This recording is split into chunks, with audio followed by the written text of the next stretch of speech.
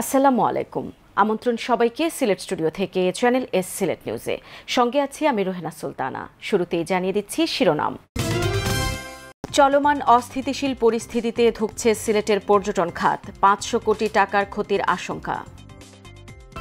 এবার শিল্পের মাধ্যমে ভিন্ন ধর্মী প্রতিবাদ কর্মসূচি পালন করেছে শাহজালাল বিজ্ঞান ও প্রযুক্তি বিশ্ববিদ্যালয়ের আন্দোলনকারী শিক্ষার্থীরা। সাংবাদিক তুরাব হত্যার প্রতিবাদে সিলেটে 7 সাংবাদিক সংগঠনের বিক্ষোভ সমাবেশ। এবং হবিগঞ্জ পৌর এলাকায় শুরু হয়েছে বৃক্ষরোপণ অভিযান। শুনছিলেন শিরোনাম, এবারে বিস্তারিত। কোটা সংস্কার আন্দোলনকে কেন্দ্র করে দেশের বর্তমান অস্থিতিশীল পরিস্থিতির কারণে মুখ থুবড়ে পড়েছে সিলেটের পর্যটন খাত। সিলেটের প্রতিটি পর্যটন স্পট এখন জনমানব শূন্য। পরিস্থিতির দ্রুত উন্নতি না হলে সম্ভাবনাময় এই খাত সবচেয়ে বেশি ক্ষতিগ্রস্ত হবে বলে মনে করছেন বিশিষ্টজনেরা। সিলেট অফিসের চিফ ক্যামেরা পার্সন লিটন চৌধুরীর ক্যামেরায় সিলেট থেকে বিস্তারিত জানাচ্ছেন সন্দীপন শুভ। মাত্র 1 মাস আগেই ভয়াবহ বন্যার কারণে সবচেয়ে বেশি হুমকির মুখে পড়েছিল সিলেট বিভাগের পর্যটন শিল্প। এই ক্ষতি পুষিয়ে ওঠার আগেই আবারও মরার উপর খাড়ার ঘা হয়ে এসেছে কোটা সংস্কার আন্দোলনকে কেন্দ্র করে দেশের বর্তমান অস্থিতিশীল পরিস্থিতি।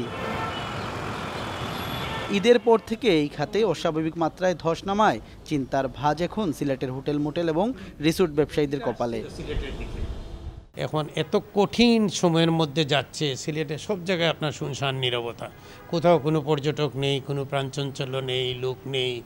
এবং এই যে এতগুলা লোক আপনার এমপ্লয়মেন্ট, তাদের চাকরির তাদের এক্সিস্টেন্সের প্রশ্ন আছে। খুব বেশি দিন হইলে আমরাও তাদের চাকরিতে ধরে রাখতে পারবো না।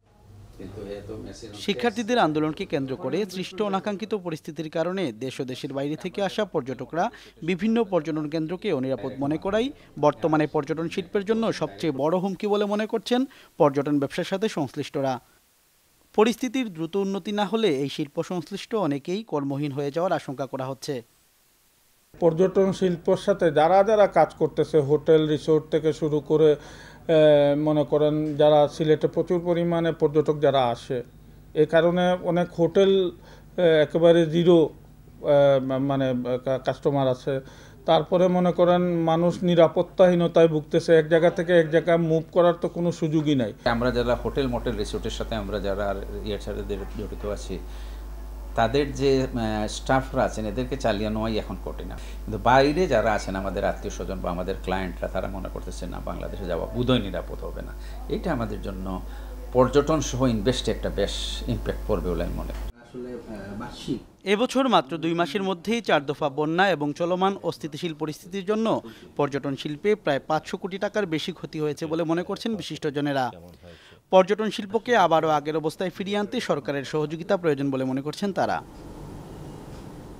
টোটাল ক্ষয়ক্ষতি কেমন হয়েছে এটা যদি আপনি এই 3 মাসের হিসাব করেন বা 3-3.5 মাসের হিসাব করেন, তাহলে অলমোস্ট 500 কোটি টাকার মতো আমাদের ক্ষয়ক্ষতি হয়েছে। যে আমাদের ছোট ছোট ব্যবসায়ী যারা আছে তাদেরকে যদি 50,000 থেকে 50 লাখ টাকার মতো যদি একটু প্রণোদনা দেওয়া হয় বা 1 কোটি টাকার মতো যদি একটা প্রণোদনা দেওয়া হয়, তাহলেও কিন্তু ব্যবসায়ীরা ঘুরে দাঁড়ানোর কিন্তু একটা সুযোগ থাকবে।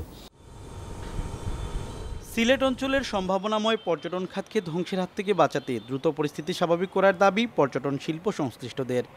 সন্দীপন শুভ, চ্যানেল এস নিউজ, সিলেট।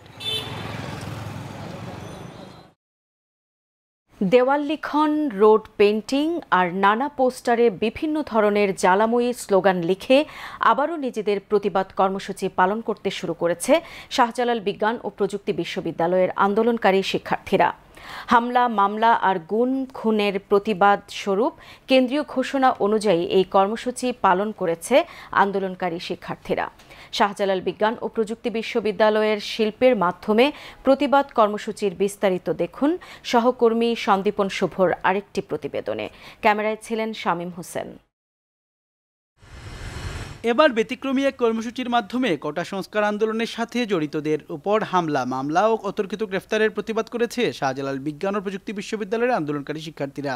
রোববার বিশ্ববিদ্যালয়ের প্রধান ফটকের সামনে রং তুলি আর বিভিন্ন ধরনের পোস্টার নিয়ে নানান প্রতিবাদী স্লোগান লিখতে শুরু করেন শিক্ষার্থীরা। নিজেদের ভেতরের ক্ষোভকে শিল্পের মাধ্যমে এবার তুলে ধরেছেন শিক্ষার্থীরা। আমরা লিখেছি যে আমি মেট্রো রেল হতে চেয়েছিলাম, খুদা আমাকে ছাত্র বানালো। এর কারণ হচ্ছে আমরা দেখেছি যে একটা মেট্রো রেলের গুরুত্ব এত হাজার হাজার ছাত্র যে মরছে তাদের থেকে বেশি। বাট আমাদের মাথায় এটা সবসময় ছিল যে যখন হচ্ছে আবার এই কারফিউটা শেষ হবে তখন আমরা আবার রাস্তায় নেমে যতটুকু পারি তাদের জন্য আমরা করার চেষ্টা করব। আন্দোলনে পুলিশের গুলিতে যারা মারা গেছেন তাদের স্মরণ করে গ্রাফিতি অঙ্কন, দেয়াল লিখন এবং রোড পেন্টিং করতে থাকেন শিক্ষার্থীরা। এ সময় আন্দোলনকারী শিক্ষার্থীরা জানান তাদেরকে গুম হত্যার হুমকি দেওয়া হচ্ছে। তারা আরও বলেন, ন্যায্য দাবি আদায় না হওয়া পর্যন্ত যে কোনো প্রকার ভয়ভীতি দেখিয়ে শিক্ষার্থীদের দমিয়ে রাখা যাবে না। সাধারণ শিক্ষার্থীদেরকে যেভাবে অবিচারে মারা হয়েছে, গুম করা হয়েছে, মিথ্যা মামলা দেওয়া হয়েছে, আমরা চাচ্ছি খুবই তাড়াতাড়ি যাতে এইসব মামলা, গুম, হত্যা, গণহত্যার হচ্ছে একটা দৃশ্যমান বিচার হোক। যৌক্তিক দাবি তুলে ধরবো, এটা তুলে ধরতে গেলেও তো আমাদের সকলকে এক হইতে হবে। আমরা সেই একই হইতে পারতেছি না। সরকার যেভাবে হামলা করতেছে, যেভাবে মামলা দিচ্ছে, যেভাবে সবাইকে তুলে নিচ্ছে, আপনারা সকলেই জানবেন যে পত্রিকা এগুলো আসছে ব্লক রেড দিয়ে আজকে এখন হচ্ছে গিয়ে মানুষকে ধরা হচ্ছে। এই অবস্থায় যেহেতু আমরা মাঠে কর্মসূচিতে ফিরতে পারছি না, আমরা চেষ্টা করছি অভিনব উপায়ে যেভাবে আমাদের কর্মসূচি জারি রাখা যায় আমরা সেই চেষ্টাগুলো চালিয়ে যাচ্ছি। তবে পরিস্থিতি স্বাভাবিক রাখার জন্য এবং নিরাপত্তা বজায় রাখার জন্য অত্যন্ত ধৈর্যের সাথে দায়িত্ব পালন করা হচ্ছে বলে জানায় পুলিশ। সামগ্রিক আইন শৃঙ্খলা পরিস্থিতি আমাদের কন্ট্রোলে আছে, বিশেষ করে জালালাবাদ থানা এলাকার সহ আমার আশপাশ এলাকায়। আর ইউনিভার্সিটির পরিবেশও ভালো আছে, কোনো অপ্রীতিকর কোনো ঘটনা ঘটে নাই। আমরা চরম ধৈর্য এবং সহনশীলতার পরিচয় দিচ্ছি। গ্রাফিতি অঙ্কন, দেয়াল লিখনের মতো শৈল্পিক প্রতিবাদী কর্মসূচিতে প্রায় শতাধিক শিক্ষার্থীরা অংশ নেয়। শিল্পের মাধ্যমে তারা প্রতিবাদ করছেন সহপাঠীদের উপর অতর্কিত হামলা, মামলা এবং হত্যার প্রতিবাদে। আমরা শাহজালাল বিজ্ঞান ও প্রযুক্তি বিশ্ববিদ্যালয় থেকে তুলে ধরছিলাম আজকের কর্মসূচি। সন্দীপন শুভ, চ্যানেল এস নিউজ, সিলেট। সিলেটের সাংবাদিক দৈনিক জালালাবাদ পত্রিকার স্টাফ রিপোর্টার এটিএম তুরাব হত্যার প্রতিবাদে বিক্ষোভ সমাবেশ অনুষ্ঠিত হয়েছে। সিলেট কেন্দ্রীয় শহীদ মিনার প্রাঙ্গণে অনুষ্ঠিত এই সমাবেশে অংশ নেন সাংবাদিকদের প্রতিনিধিত্বশীল 7টি সংগঠনের নেতারা। এ সময় বক্তারা সাংবাদিক তুরাবের উপর গুলি বর্ষণকারী পুলিশ সদস্যকে চিহ্নিত করে আইনের আওতায় আনার জোর দাবি জানান এবং বিচার না হওয়া পর্যন্ত আন্দোলন কর্মসূচি অব্যাহত রাখার হুঁশিয়ারি দেন। তারা বলেন, সম্পূর্ণ উদ্দেশ্য প্রণোদিত সাংবাদিক তুরাবকে গুলি ছুঁড়ে হত্যা করা হয়েছে। হত্যাকারীকে চিহ্নিত করতে দৃষ্টান্তমূলক শাস্তি না হলে কঠোর কর্মসূচি দিতে বাধ্য হবে সাংবাদিকেরা।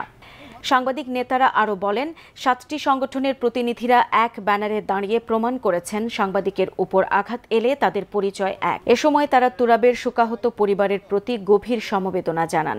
সিলেট প্রেস ক্লাব সভাপতি ইকরামুল কবিরের সভাপতিত্বে ও সাধারণ সম্পাদক মোহাম্মদ সিরাজুল ইসলামের সঞ্চালনায় এতে বক্তব্য দেন সিলেট প্রেস ক্লাবের সাবেক সভাপতি ইকবাল সিদ্দিকী, সিলেট জেলা প্রেস ক্লাবের সাধারণ সম্পাদক Shah Didar Alam Chowdhury Nobel, electronic media journalist association ইমজার সভাপতি সজল ছত্রী, সিলেট অনলাইন প্রেস ক্লাবের সভাপতি Muhit Chowdhury, photo journalist association Sylhet বিভাগীয় কমিটির সাধারণ সম্পাদক নুরুল ইসলাম, সিলেট প্রেস ক্লাবের সহ সভাপতি Khaled Ahmed, television camera journalist association সিলেটের সভাপতি দিগেন সিংহ, দৈনিক জালালাবাদ পত্রিকার ফটো সাংবাদিক হুমায়ুন কবির লিটন।